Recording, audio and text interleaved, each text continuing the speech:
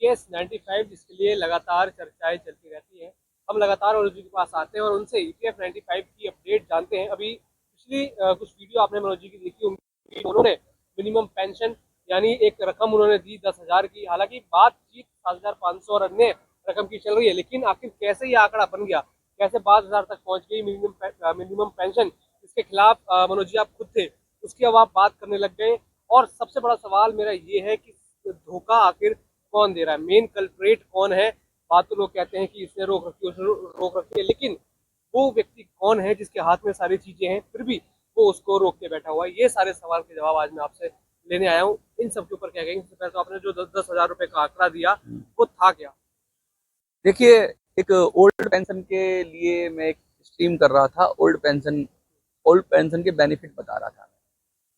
हम लोग बार बार ये कह रहे हैं कि ईपीएस 95 जब शुरू हुआ तो यही सोचकर पेंशन दी गई कि आपको जैसे पुरानी पेंशन मिलती है, जैसे सरकारी कर्मचारियों को पेंशन मिलती है, वैसे ही आपको पेंशन मिलेगी। तो वैसे ही मिलेगी तो वो क्यों नहीं?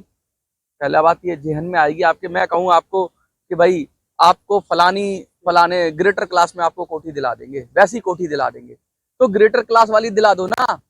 आप जाकर अगर शादरे में अगर मुझे कोठी दिला रहे हो, कह रहे हो ग्रेटर क्लास जैसी है, तो मुझे ग्रेटर क्लास की दिला दो। असल बात ये थी, ये मैंने कहा। देखिए, हम लगातार इस बात का विरोध कर रहे हैं कि ईपीएस 95 का जो फॉर्मूला था, ईपीएस 95 की जो पेंशन का जो तरीका था, उसका कैलकुलेट करने का तरीका है, बहुत बड़ा फ्रॉड था देश के प्राइवेट कर्मचारियों के साथ, अर्ध सरकारी कर्मचारियों के साथ। और उसी फ्रॉड को, उसी धोखे को अंजाम दिया गया एनपीएस लाकर। एनपीएस के बाद भी ऐसा हो गया कि पेंशन को इन्वेस्टमेंट स्कीम बना दिया गया। पेंशन इन्वेस्टमेंट स्कीम नहीं, पेंशन सरकार की जिम्मेदारी होती है, लेकिन पेंशन को कंट्रीब्यूटरी बना दिया गया। मैंने उस वीडियो में पूरी तरह विस्तार से समझाया कि किस तरीके से डिफाइंड कंट्रीब्यूशन और डिफाइंड मतलब जो देती है सरकार, मैंने पूरा डिटेल में समझाया। तो सरकार की जिम्मेवारी होनी चाहिए। सरकार पेंशन देती है तो उसके लिए बहुत सारे टैक्सेस लगा सकती है, या कंट्रीब्यूशन जो कह रहे हो आप वो ले सकती है, लेकिन ये सब कुछ ले सरकार। लेकिन अल्टीमेटली जो एम्प्लॉय है, जो रिटायर्ड है व्यक्ति है, उसको उसका भविष्य सुनिश्चित करे। वो कैसे होगा? उसे मार्केट के सहारे तो छोड़ नहीं सकते ना। अप हो गया, डाउन हो गया, उसे मार्केट के सहारे। अश्योर्ड पेंशन की बात होनी चाहिए। तो अश्योर्ड पेंशन में 9,000 रुपए पुरानी पेंशन में था, 9,000 10,000 के करीब सरकार ने किया। इसमें भी अश्योर्ड पेंशन है। अश्योर्ड पेंशन का मतलब ये था कि भाई मिनिमम आपको एक ऐसा अमाउंट की हम तो गारंटी दे रहे हैं कि ये तो मिलेगा ही मिलेगा। तो इसलिए मैंने वो कहा कि पुरानी पेंशन में भी लगभग 10,000 के करीब मिलता है अश्योर्ड। तो वहां से वो आंकड़ा आया कि भाई 10,000 कहाँ से आया, कि भाई पुरानी पेंशन से आया है। सरकार ने यूपीएस लाई, उसमें भी कह रही है कि भाई इतना तो हम दे ही देंगे। और 10,000 बहुत जरूरी है इस देश के अंदर।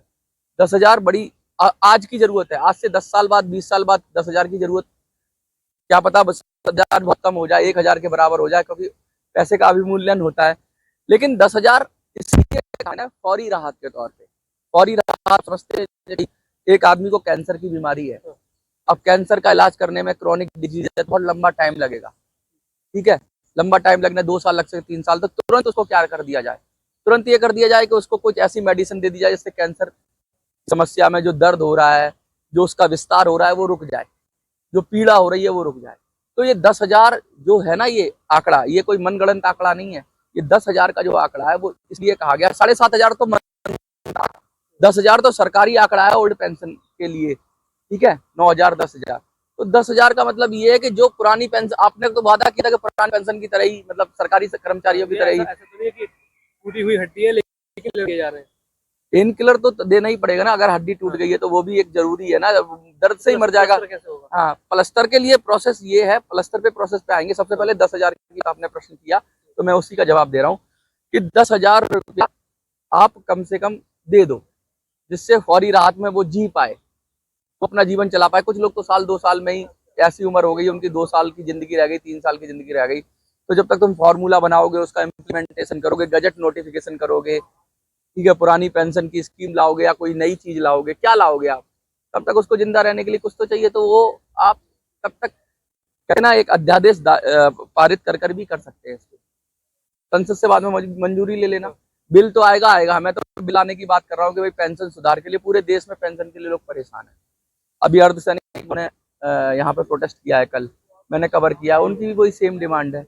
उनको भी पेंशन नहीं मिल रही, उनको भी एनपीएस में ढकेल, एनपीएस में। और एनपीएस वालों के पास ये तो था कि वॉलेंट्री था, मतलब आपने लेना है लो, नहीं लेना मत लो। लेकिन ईपीएस वालों के तो चुका दी गई है, ईपीएस 95 ही लोगे या जरूरी है। कंट्रीब्यूशन अगर एम्प्लॉय कर रहा था, कंट्रीब्यूशन को अगर बैंक में ही डाल दिया जाए और उसका इंटरेस्ट कर दिया जाए, इस पेंशन से ज्यादा रिटर्न आएगा। इन्वेस्टमेंट स्कीम है तो इतना बैड इन्वेस्टमेंट कैसे कर रहे हो आप पेंशन को? इन्वेस्टमेंट कंट्रीब्यूटरी है, इन्वेस्टमेंट स्कीम है, आज पैसा जमा करोगे कल उसका फल मिलेगा। तो इतना खराब फल, सड़ गया फल। सब्जी होती है ना, सब्जी 2 दिन में खा लेनी चाहिए, सड़ जाती है। ये जो 30 साल 35 साल में पेंशनर का पैसा सड़ा दिया सरकार ने, और सड़ा कर उसको कहते ना, हमने पहले आपने खबरें सुनी होगी, गेहूं सड़ जाता था तो सरकारें जानबूझ के स्टोर में रखती थी, बरसात होती थी, खुले में पानी गिरता था, गेहूं सड़ जाता था, और सड़ने के बाद उससे बियर की कंपनी को बेच दिया जाता था।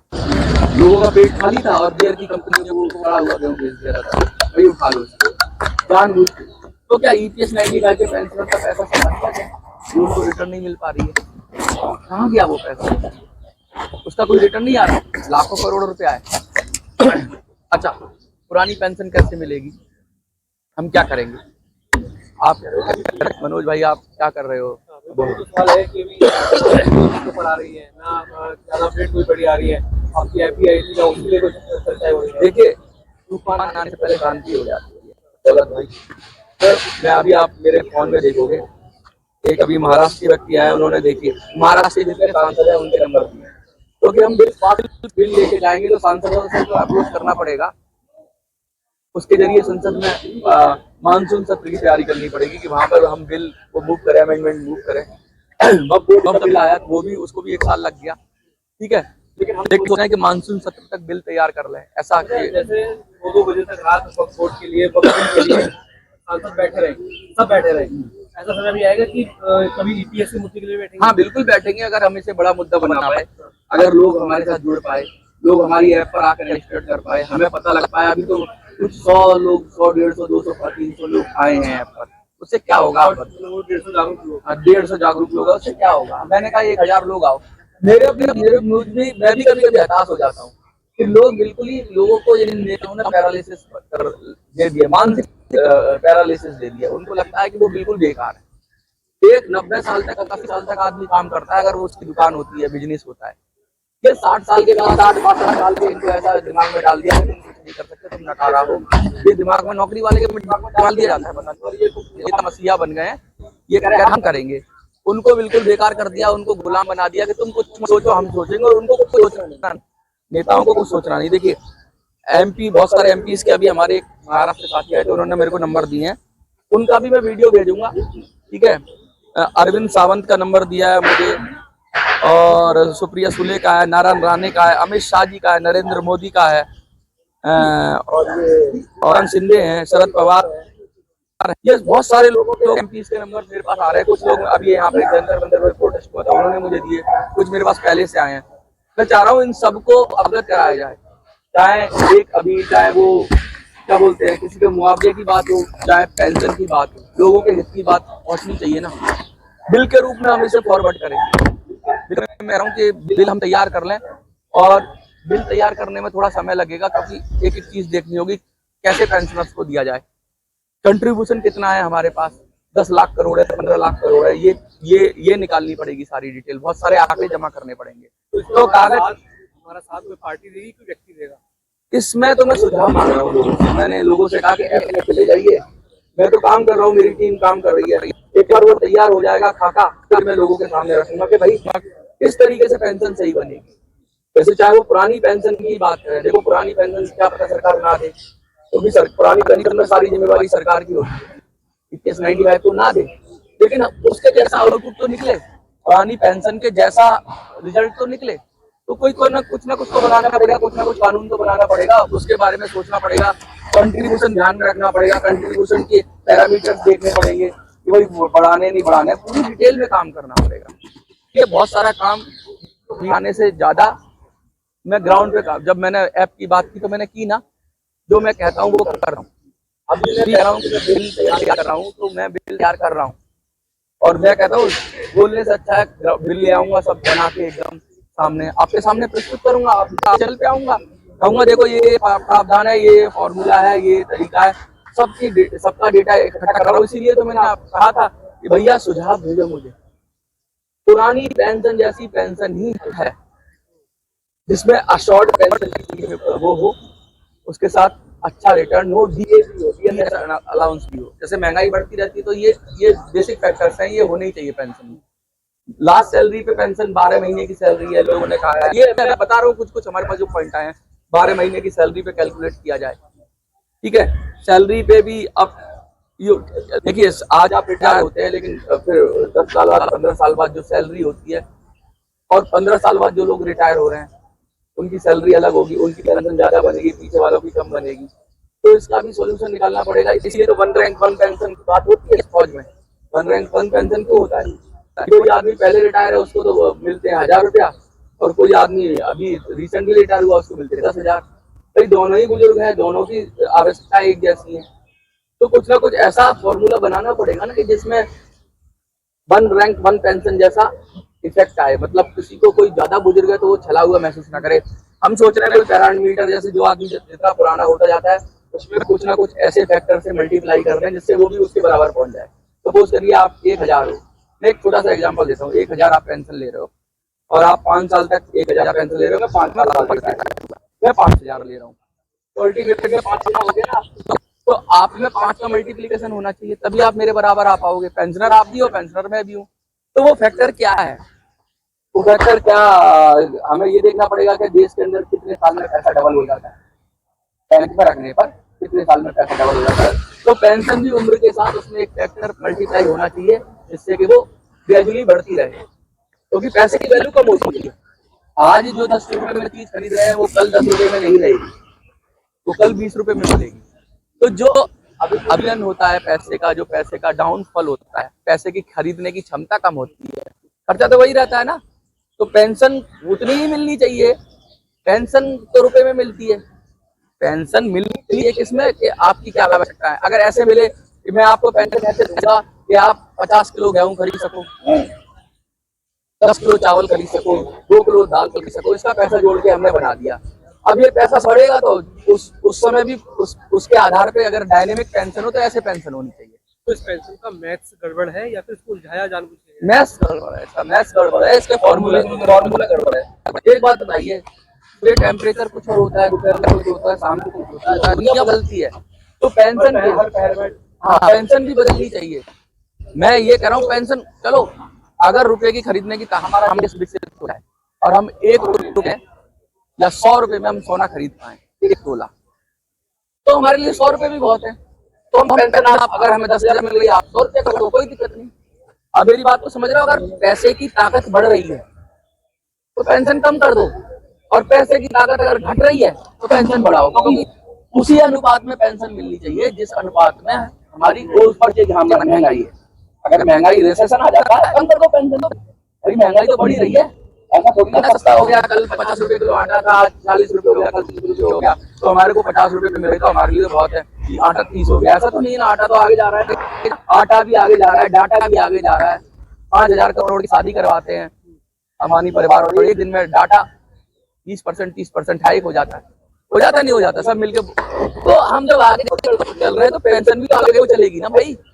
तो फॉर्मूला इस बार मैं कोशिश ऐसे कर रहा हूँ कि ऐसा फॉर्मूला हो जिसमें ना तो सरकार परेशान रहे, सरकार को भी पैसे की जरूरत है, हम सजेशन देंगे, और ना ही पेंशनर परेशान है। पेंशनर जब रिटायर होगा तो उसको ऐसा फॉर्मूला दिया जाए, सरकार को ऐसा फॉर्मूला दिया जाए तो उसकी पेंशन भी उसकी उम्र के साथ ग्रेजुअली बढ़ना हम नहीं कह सकते, या हम ये कहेंगे वो उसकी क्षमता या ताकत समान रहे। यानी कि अगर उसे 10 रुपए भी मिल रहा है तो उस 10 रुपए में जितना वो आज सामान खरीद सकता है, आज से 10 साल बाद उसको उतने ही पैसे मिलने चाहिए जितना सामान वो खरीदते। मोटी बात ये है, मोटी बात ये है। जिसके लिए हम लोग कोशिश कर रहे हैं, इसके लिए लगातार हम लोग प्रयास कर रहे हैं, और पुरानी पेंशन के समकक्ष ही हम कुछ योजना बना रहे हैं कि वैसा ही हमारे को कुछ हमारे लोगों को बेनिफिट मिले। अगले मानसून सत्र में हम बिल तैयार कर लेंगे, और अगले मानसून, क्योंकि इसमें तो हो नहीं पाएगा इतनी जल्दी, इसीलिए मैं लोगों से आपके चैनल के माध्यम से और चैनलों के माध्यम से अपील करता हूँ, ज्यादा से ज्यादा सुझाव दें। कई बात 10,000 की, जब तक मानसून सत्र नहीं आता तब तक हम 10,000 की मांग इसलिए कर रहे हैं कि भैया 10,000 तो आप ओल्ड पेंशन स्कीम में या यूपीएस में सब में 10,000 दिला रहे हो सरकार, तो 10,000 तब तक दे दो।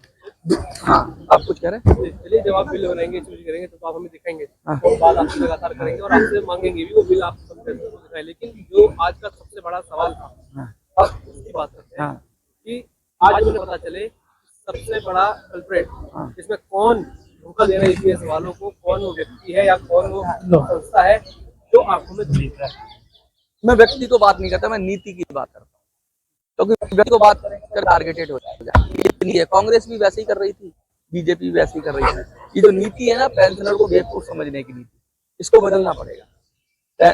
ये बुद्धि जो इस्तेमाल हो रही है कि ये जो आईएएस बैठे हुए हैं, ये बुद्धिजीवी वर्ग बैठा हुआ है, इनकी बुद्धि का इस्तेमाल पेंशन के शोषण में हो रहा है, उनके वेलफेयर में नहीं हो रहा। सरकार उनके वेलफेयर में नहीं हो रहा, उनको कैसे कैसे कम से कम पैसा मिले, ये चीज, ये भाव इस समय, ये चीटिंग का भाव है सरकार का। तो इसलिए हम कहते हैं सरकार बदलो, अपनी सरकार बनाओ, पेंशनर की सरकार बनाओ। हम ये नहीं कहते कि पेंशनर चीटिंग कर लें सरकार को, भाई पेंशनर को ऐसा उल्टा सीधा पैसा मिल जाए, सरकार घाटे में आ जाए, हम वो भी नहीं चाहते। हम ये चाहते हैं कि ऐसा नियम बने, ऐसा कायदा बने कि सबको समान रूप से सबकी सहमति हो और सबका साथ सबका विकास हो, जो कि हमारे नरेंद्र भाई मोदी जी का सिद्धांत है।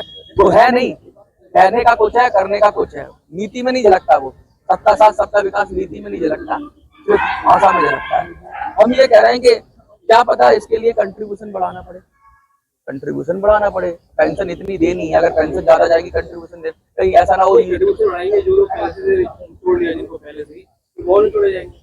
कंट्रीब्यूशन ईपीएस 95 का जो कंट्रीब्यूशन है वो एम्प्लॉयर देता है, एम्प्लॉयर देता है, उसकी एक सीमा बना रखी है, उसको भी फायदा है। 15,000 की जो लिमिट बनाई थी ना, 15,000 से के ऊपर से मैक्सिमम 15,000 की कैप थी उसके अंदर, तो वो कैप क्यों लगाई भाई? किसी की सैलरी 30,000 बेसिक है, 35,000 बेसिक है, तो 15,000 का ही वो करेगा कंट्रीब्यूशन। और आज उसकी वही बात हो गई, वो 15,000 की सीमा भी बढ़ती रहनी चाहिए। जितनी ज्यादा सीमा होगी उतना ज्यादा पैसा पेंशन फंड में आएगा। आप ये बात, आप बस सोचो, 2014 के अंदर अगर मैं आपको 15,000 रुपया देता, ठीक है, मुझे खर्चा करना पड़ रहा होता, तो आज 2025 के अंदर 15,000 रुपये से ज्यादा ही लगेगा ना, कुछ म्यूचुअली ज्यादा लगेगा ना। तो फिर वो फिक्स क्यों कर दिया, लिमिट फिक्स क्यों कर दी? वो भी डायनेमिक होनी चाहिए थी। आप समझ रहे हो ना कि जैसे जैसे एम्प्लॉयर का खर्चा भी उसी अनुपात में, उसकी कमाई भी तो बढ़ रही होगी। अब एम्प्लॉयर का खर्चा आपने 15,000 मतलब सीमित कर दिया वहां। ये जो स्टैटिक फैक्टर्स है ना, इनको बदलना पड़ेगा, डायनेमिक फैक्टर लाने पड़ेंगे, समय के साथ चलना पड़ेगा। लोगों को उतना ही पैसा देना चाहिए, जो एम्प्लॉयर है उनको भी उतना ही पैसा देना चाहिए जो 2014 में दे रहे थे। वो 15,000 नहीं, 15,000 का अनुपात निकालो कि 15,000 से क्या आता था उस समय, अब वही सामान कितने में आएगा, तो उतना लिमिट हो जानी चाहिए। ये फॉर्मूला होना चाहिए, जो इन्होंने फिक्स चीजें कर रखी है, जो कभी बढ़ती नहीं है, पैसा घटता चला जाता है लेकिन वो बढ़ता नहीं, तो वो व्यापारी को भी फायदा करता है, व्यापारी का भी कम पैसा जाता है। बहुत सारी ये चीजें हैं, सरकार को इस पर ध्यान देना पड़ेगा, डायनेमिक फैक्टर ज्यादा करने पड़ेंगे, जिससे कि पेंशन ऐसे बने कि उसमें कभी ये मिनिमम पेंशन की डिमांड ही ना हो। तो आपने सब बात करी है, ये बताई जो भी सवाल जवाब दिए, लेकिन आखिरी मैसेज क्या हमारे पेंशनर्स को आप आज की पेंशनर्स, लड़ाई लड़नी होती है ना, तो जड़ खोदनी पड़ती है। पत्तों पर, टहनियों पर हाय हाय करने से कुछ नहीं होता। जब तक आप उसकी जड़ पर नहीं जाओगे, मैं तो जड़ खोदने वाला आदमी हूँ। मुझे पता लग गया कि पेंशनर कहाँ क्यों है, फॉर्मूले में गड़बड़ता, मैंने कहा, लोगों ने वो माना, फॉर्मूला बदलेंगे, फॉर्मूला बदल के पुरानी पेंशन की तरह हम कोई कानून बनाने की कोशिश करेंगे, तो कुछ भी बदला जाएगा, उसकी भी बात करेंगे। और सब कुछ जो फैक्टर्स हैं सबको ध्यान में रख के ऐसा बिल, ऐसा कानून कोशिश करेंगे जिससे ईपीएस 95 उनका हक और अधिकार मिले। मोटी बात यह है कि जब तक ये नहीं हो रहा है तब तक उनको कंपल्सरी करने के लिए 10,000 जैसे पुरानी पेंशन स्कीम में मिलता है, 10,000 दे दिया जाए। इसलिए मैं कह रहा था कि पेंशनर्स को 10,000 मिलना चाहिए।